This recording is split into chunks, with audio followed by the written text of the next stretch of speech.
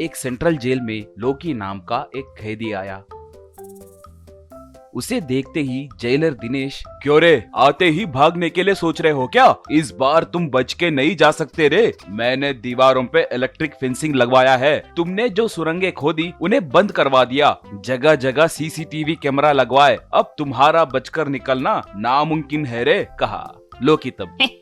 मेरे डिक्शनरी में नामुमकिन नाम का शब्द ही नहीं है सर। आप सूरज को हथेली से रोक नहीं सकते, याद रखिए, कहा दिनेश तब। क्यों रे, सिनेमा डायलॉग्स बोल रहे हो क्या? रे, अगर तुम इस बार बचकर निकल गए तो मैं इस नौकरी से इस्तीफा दे दूंगा। यही मेरा चैलेंज है, कहा। उस रात लोकी थोड़े कैदियों को समावेश किया। उनसे डियर फ्रेंड्स, तो कैसे है आप? पूछा। एक, जेल में रहने वाले कैसे रहेंगे रे? कैदियों के जैसे ही रहेंगे ना, कहा लोकी। मेरा उद्देश्य तुम्हें अच्छा खाना मिल रहा है कि नहीं, दारू सिगरेट सब एमआरपी रेट में बेच रहे हैं कि नहीं, ये पूछना था, कहा वो। प्रेजेंट सिचुएशन कुछ अच्छा नहीं है ब्रो। आजकल ये दिनेश और स्ट्रिक्ट बन गया है। बाहर का खाना अंदर लाने नहीं दे रहा है। नो स्मोकिंग, नो अल्कोहल बोल रहा है। कम से कम ताश खेलने भी नहीं दे रहा है ब्रो, कहा लोकी तब। तुम्हारे परेशानियों को दूर करना हो तो मुझे तुरंत इस जेल से बच के निकलना होगा। उसके लिए मुझे आपकी मदद चाहिए, कहा एक।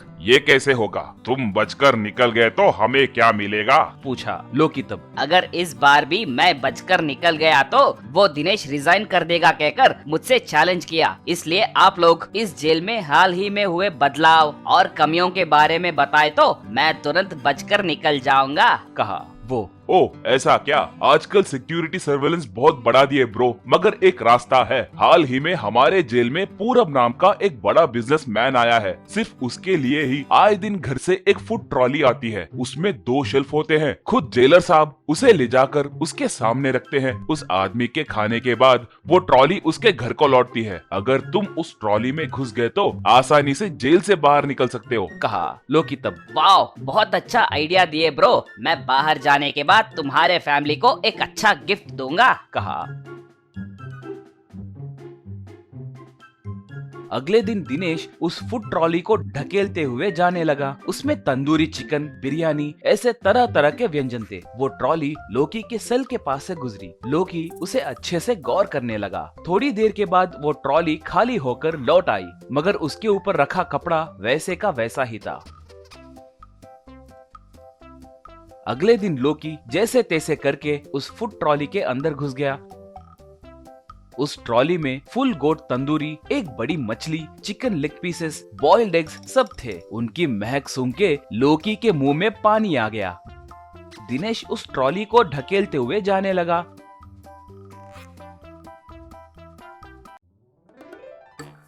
और उसे पूरब के सेल में ले गया। पूरब मोटा और पेटलू था। वो भूख भूख, जल्दी आओ, कहकर पुकारा। दिनेश वो ट्रॉली उसके सामने रखा। पूरब उस फुल गोट को दोनों हाथों से खींचकर कहकर आवाज करते हुए खाने लगा। नीचे मौजूद लोकी अपने आप को रोक नहीं पाया और हाथ ऊपर रखकर एक चिकन लेग पीस लिया। पूरब मटन खाते हुए उन चिकन लेग पीसेस की ओर देखने लगा। ये क्या है जेलर? एक लेग पीस कम है, वो तुम खा गए क्या? पूछा दिनेश तब। जुबान संभाल के बात करो। मुझे तुम्हारा चिकन खाने की जरूरत नहीं है। तुम्हें खाना लाना ही मेरी बदकिस्मती है कहकर मैं रो रहा तो उल्टा मुझ पे ही चोरी का आरोप लगाओगे, कहा पूरब तब। तुम नहीं तो और कौन खाएगा रे, लालची इंसान। मैं तुम्हें आए दिन गौर कर रहा हूँ। मेरे खाते वक्त तुम मुझे घूर घूर के देखते हो। जरूर तुमने ही खाया होगा, कहा दिनेश तब। रे, पुलिस वालों से ऐसे बात करोगे? तुम्हें बहुत चर्बी चढ़ी है रे। तुम एमपी के भाई हो तो मुझे क्या, अभी के अभी तुम्हारे फूड ट्रॉली को पेट्रोल डाल के जला दूंगा, देखते जाओ, कहा। लोकी ये सुनकर घबरा गया और बाहर आया। आप रुकिए सर, ये कैसा भुक्कड़ है सर, एक छोटा चिकन लेग पीस भी नहीं बुला। रे मोटू, ये लो तुम्हारा लेग पीस, ठूस ठूस कर खाओ, कहकर वो लेग पीस उसके ऊपर फेंका। पूरब आश्चर्य होकर देखने लगा। दिनेश तब। पूरब जी, आपके भूख की लालच की वजह से आज मेरी नौकरी बची। अब से मैं आए दिन इसके हाथों से ही खाना भिजाऊंगा। आपका लेग पीस चुरा कर आपको मोटू कहकर गाली देने के लिए आप आए दिन इस पे अपना गुस्सा निकालना, कहा। पूरब लोकी को बहुत गुस्से से देखा। लोकी घबरा गया।